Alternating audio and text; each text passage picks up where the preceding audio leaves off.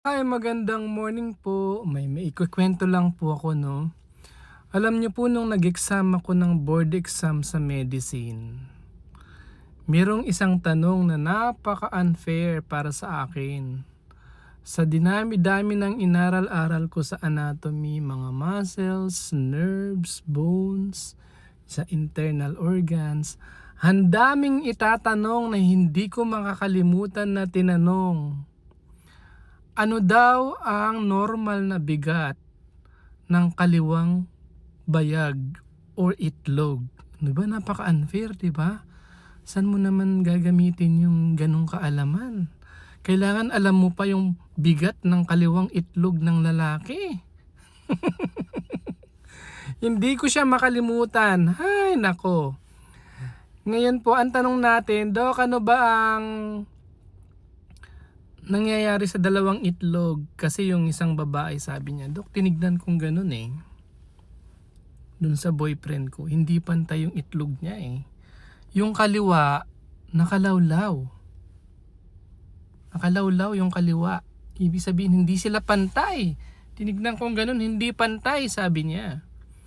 Tapos, yung itlog niya sa kanan, mas malaki.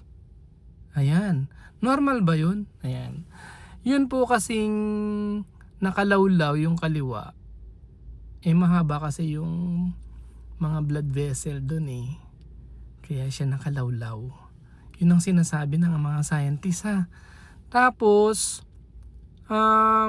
kaya lang siyempre kapag ka masakit, pag may bukol, yung mga kabataang lalaki, kailangan every month chine-check nyo. Pag may masakit, baka may mga testicular torsion o yung mga bukol o yung mass, testicular cancer, yan ay chine-check nyo. At pag kami napansin kayong kakaiba, kailangan pumunta ka sa urologist. Ayan.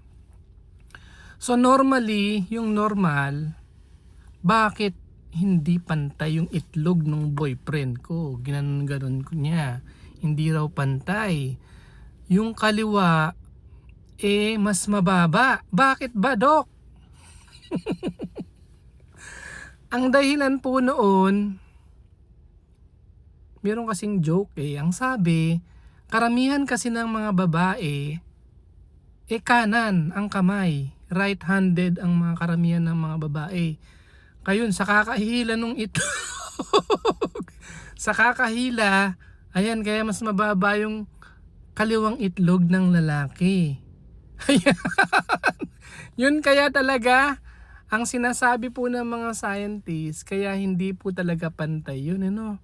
Kasi 'di ba dapat pantay yung mata mo, pantay yung butas ng ilong mo, pantay yung tenga mo. Tapos yung itlog mo hindi pantay, 'di ba? Unfair. Kaya po yun hindi pantay kasi kapag ka ginawa, sabi ng mga kumpare ko mga scientists, kapag ka yun ay pantay yung itlog, magbubungguan yun. Magbubungguan sila kapag naglalakad ka o tumatakbo ka, magbubungguan sila, magkakaroon ka ng testicular fracture, mapipisak yung itlog mo. Ayun po, so kapag ka nga naman yung isa nakalawlaw, hindi sila masyadong mag-uumpugan. Yun po yung sinasabi ng mga evolutionist scientists ha. Hindi po ako yung nagsabi nun. Seryoso po yung ating vlog. Good morning po.